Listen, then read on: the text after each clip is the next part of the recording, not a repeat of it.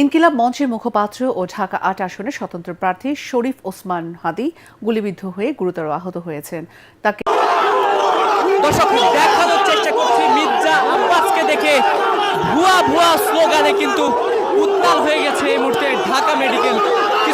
College হসপিটালের সামনে। দর্শক আপনারা ইতিমধ্যে জানেন ওসমান হাদির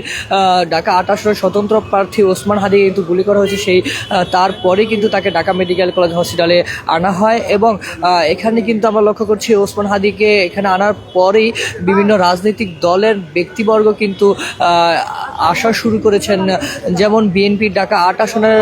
সংসদ সদস্য পদপ্রার্থী মির্জা আব্বাস এবং আমরা দেখতে পেয়েছি কিছুক্ষণ আগে জামাতের আমির ডক্টর শফিকুর রহমান সহ এনসিপির নেতা হাসনাত আবদুল্লাহ, তাসলিম জারা সহ শিবির এবং ছাত্র অধিকার পরিষদ সহ বিভিন্ন রাজনৈতিক দলের নেতা কর্মীরা কিন্তু এখানে এসেছেন। দর্শক আমরা আরও দেখতে পাচ্ছি